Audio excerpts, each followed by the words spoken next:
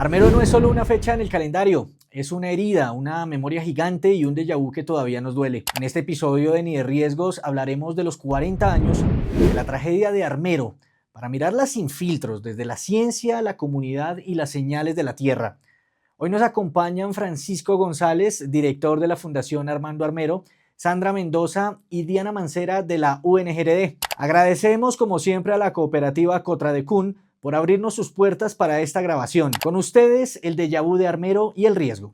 Bueno, bienvenidos a Ni de Riesgo Severo Desastre, el podcast de la Unidad Nacional para la Gestión del Riesgo de Desastres. Hoy vamos a tener un capítulo muy especial en conmemoración de los 40 años del evento de Armero. Nuestro capítulo se va a llamar El déjà vu de Armero y el riesgo.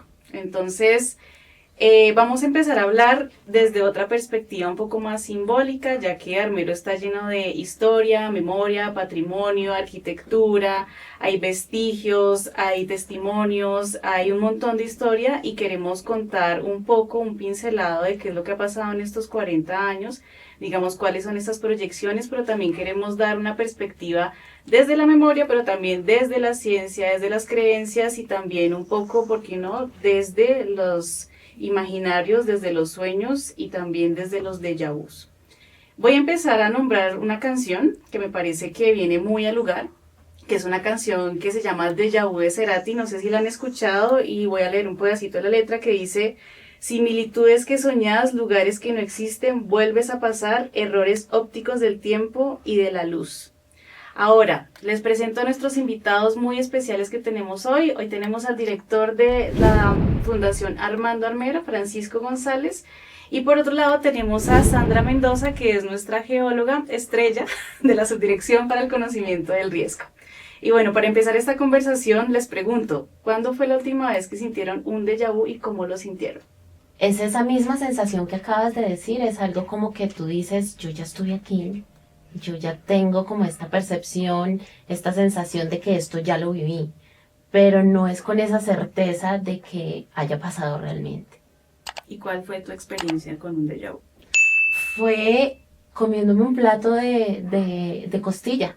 O sea, era el espacio, mi mamá me estaba hablando y justo esa misma frase como que la sentí, fue como ese momento que mi cerebro dijo, esto ya lo viví. La comida, digamos los sabores, los olores. ¿Y tú, Francisco?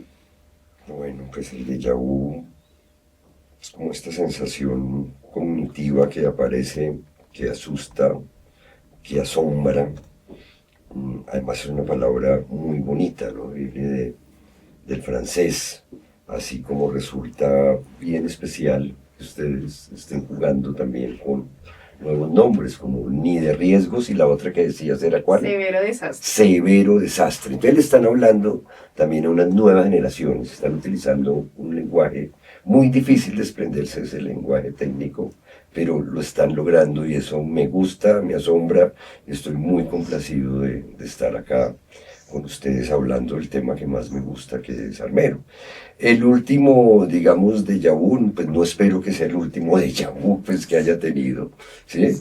Pero siempre son como esas sensaciones que aparecen, como lo decía Sandra, de lo ya vivido, y a veces también pienso que pueden ser como sensaciones que uno también puede haber vivido, ¿sí? No, y el último déjà vu quizá fue en Armero, pues tal vez, ¿Qué sentiste? Y a veces estos déjà vus producen asombro, otras veces producen miedo, otras veces producen tranquilidad, o sea, no todos son iguales, no todos son, no todos son como recurrentes, pues diría yo, sino las sensaciones son diferentes. Bueno, Volver al pasado. ahora hablemos de la definición de qué es un déjà vu para que todos hablemos el mismo lenguaje. Entonces, según el diccionario dice, significa ya visto en francés y describe la sensación subjetiva de que una situación nueva se ha vivido anteriormente, aunque sea la primera vez que ocurre. Ahora, ¿esto cómo lo relacionamos con Armero? Yo quisiera empezar a preguntarles, porque ustedes dos son expertos en el tema, uno desde la perspectiva científica y el otro desde la perspectiva, desde las humanidades, desde lo social, bueno, otras perspectivas, pero ustedes ¿Qué opinan sobre, o sea, puede un país vivir con un déjà vu de una erupción volcánica? ¿Qué La pasaría si ciencia yo tiene lo la vuelvo a razón. vivir? Efectivamente, cuando hablamos desde los fenómenos y la complejidad que conlleva la actividad volcánica, sobre todo en un país como Colombia, que tenemos 25 estructuras activas con diferentes complejidades, muy seguramente vamos a tener muchos escenarios que sí son una sensación de déjà vu, porque efectivamente hay cosas que han pasado, hay cosas que en el histórico de la Tierra, de la actividad de la Tierra, se han borrado, que no tenemos registros y que efectivamente reconstruirlos es difícil. Entonces, habrán momentos en los que sí hemos tenido cómo rescatar esta información y pues poder tratar como de salvaguardar esa memoria, no solamente desde la ciencia, sino también desde la cosmovisión y desde cómo se vive en entornos con volcanes, pero pues también asumiendo que estos volcanes tienen un peligro en las comunidades. Bueno, ya que hablas desde la cosmovisión y desde otras áreas que posiblemente aportan al conocimiento sobre el riesgo volcánico, en ese entonces, en 1985, la Tierra avisó qué tipo de lenguaje usó el volcán antes del 13 de noviembre. La Tierra siempre avisa. La Tierra es un sistema dinámico, es totalmente vivo, es la vida en su esencia. Y efectivamente el volcán Nevado del Ruiz sí avisó. El volcán Nevado del Ruiz desde su estructura cuando se crea, pues ya viene emitiendo sus señales. Para el evento de 1985 se habían identificado unas señales del volcán como sismos, algunas emisiones de gases, lo que conocemos comúnmente como fumarolas. También se habían visto algunas actividades superficiales que son las emisiones de ceniza. Eso se había presentado alrededor de un año antes, pero también en los registros históricos en 1595, 1845, ya el volcán Nevado del Ruiz había presentado la Ares y había ocasionado el fallecimiento de varias personas en estas comunidades aledañas a estos ríos. Entonces, es que las señales siempre están, desde la Tierra las señales siempre están y es más bien nosotros cómo las interpretamos pues para poder planificar. ¿Ustedes dónde creen que falló más el país?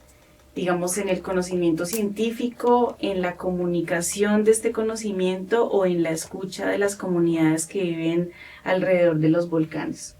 Bueno, definitivamente en la escucha de las comunidades jamás. ¿Sí? ¿Por qué? Porque no hubo una preparación a las comunidades, como lo anotaba Sandra. Los eventos anteriores, 1595, 1845, los informes de los vulcanólogos años antes, las reuniones que se llevaban en Manizales con Gonzalo Duque Escobar, etcétera, todo este grupo que fue avisando, las noticias en los medios de comunicación, con el periódico La Patria, etcétera, etcétera, antes de la avalancha.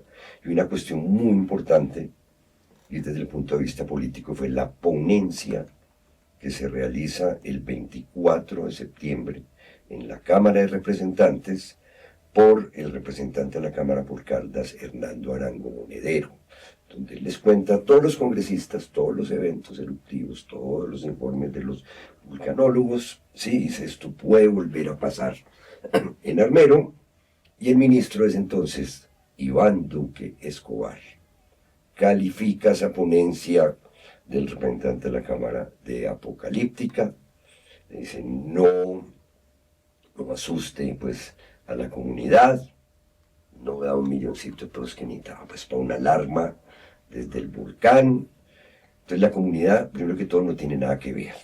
El 5 de diciembre también Guillermo Alfonso Jaramillo Martínez, ¿sí?, deja una constancia también en el Congreso de todo lo que pudo pasar. Entonces hay dos cuestiones, el punto de vista científico, el punto de vista político, de lo que pudo, cómo pudo haberse evitado. Yo era armero y fui testigo que allá no pusieron ninguna alarma. Entonces se le echa la culpa entonces al párroco, se le echa la culpa entonces al profesor Edgar Efrén Torres Mosquera, director del Club Científico Carlos Roberto Darwin, biólogo. O sea, no había información. O sea, no se tuvo en cuenta, o sea, con seguridad, si se tiene en cuenta la comunidad, se instalan unas alarmas en los del barrio El Dólar, por favor salgan hacia Lérida, los del barrio El Mango salgan allí hacia Mariquita, los de acá de salgan con seguridad, la gente no iba a ser tan ignorante, ¿sí?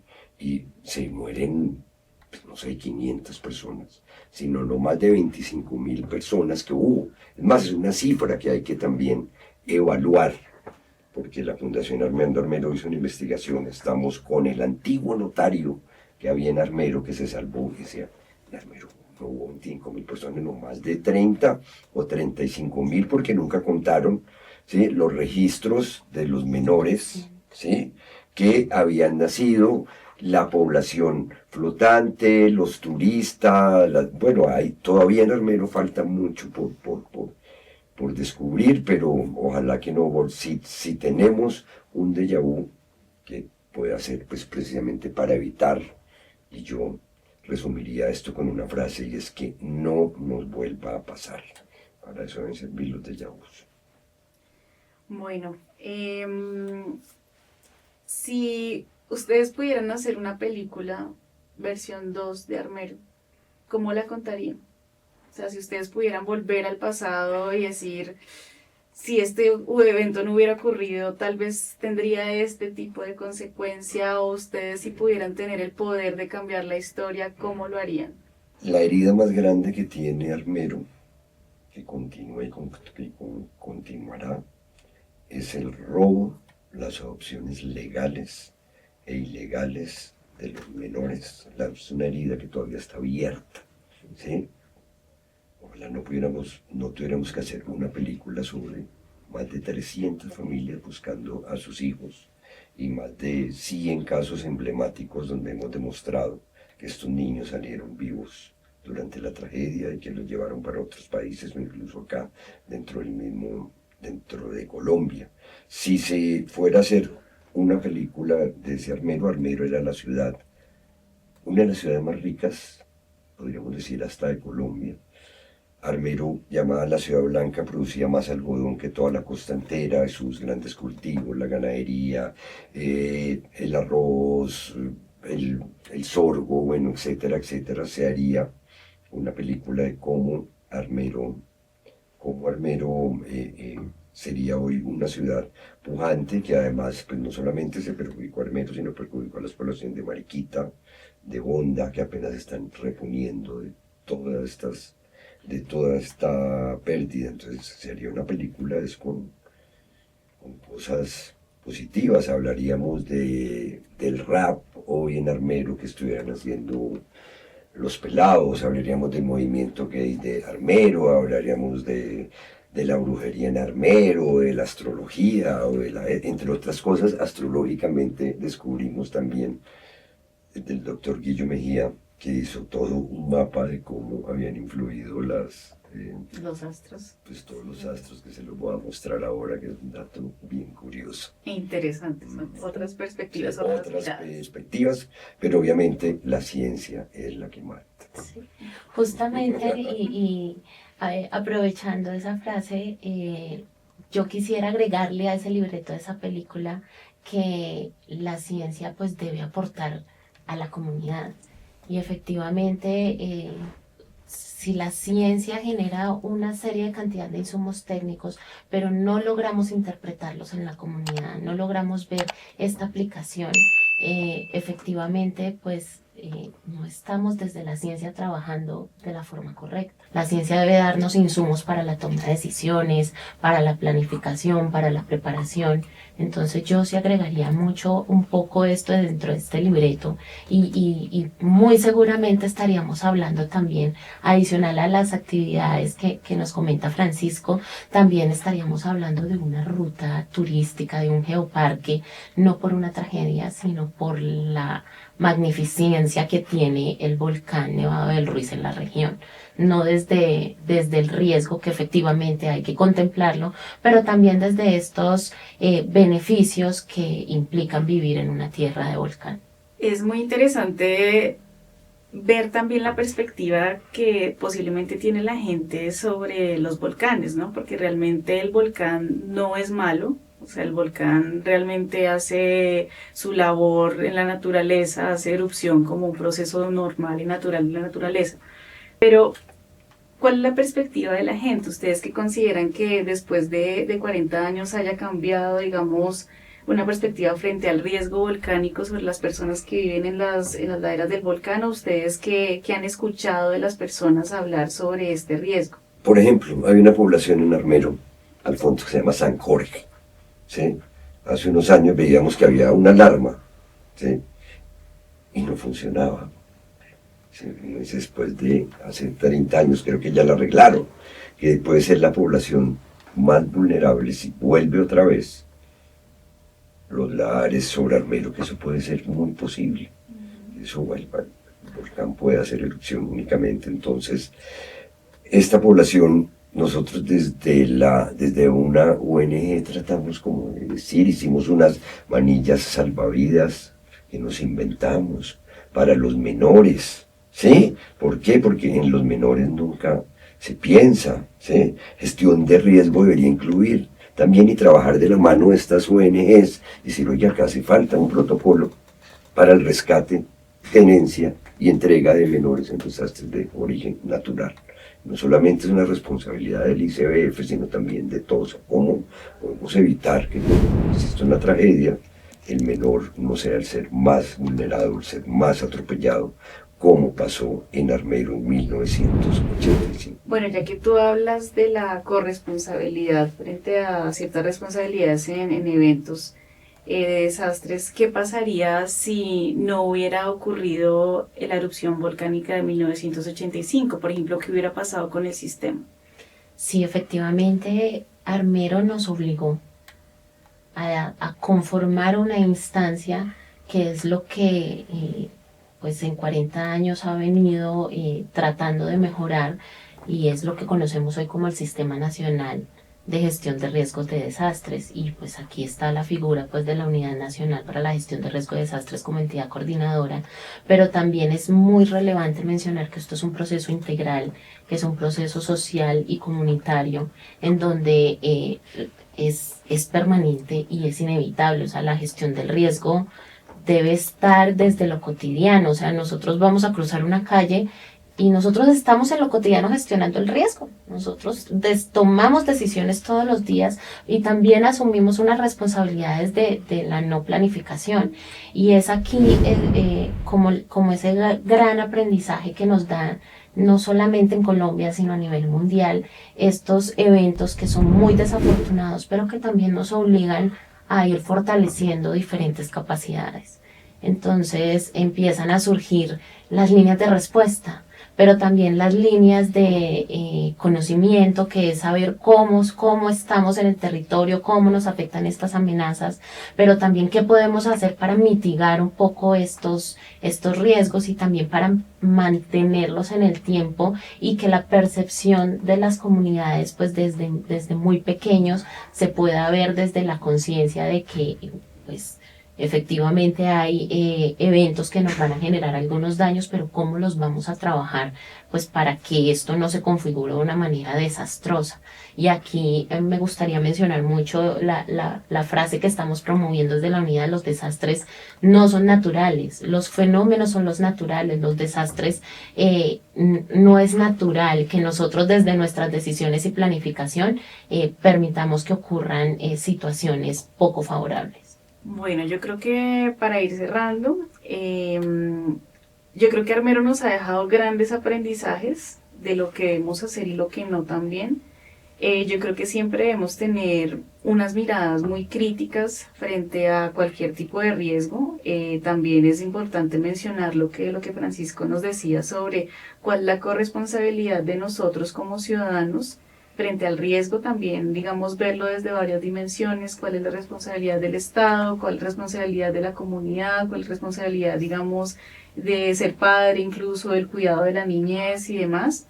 Pero definitivamente, así como se llama este capítulo, que es el déjà vu, ¿qué pasaría si nos vuelve a pasar? O sea, ¿qué pasaría si se repiten otra vez este tipo de eventos? Y es importante reflexionar qué tan preparados estamos, ¿no? Porque yo creo que este evento ocurrió también, no fue por falta de preparación para la respuesta, sino fue por falta de conocimiento. Entonces también es importante tener presente que no solamente podemos enfocar nuestras acciones a la emergencia, sino también a entender la amenaza para tomar mejores decisiones. Y bueno, yo creo que damos por cerrado este capítulo. Le dejo una pregunta a todos también de cuándo fue su último déjà vu, cómo lo sintieron. Y bueno, nada, síganos en nuestras redes y denle play a nuestro siguiente capítulo. Muchas gracias. Armero nos deja aprendizajes como que los fenómenos son naturales, pero los desastres no. Que la ciencia importa, pero solo si llega a la gente. Y que como país no podemos darnos el lujo de otro déjà vu como el del fatídico 13 de noviembre de 1985. Gracias por estar aquí. Cuéntenos cuál fue su último déjà vu y síganos en nuestras redes sociales donde les estaremos anunciando un nuevo capítulo de Ni de Riesgos.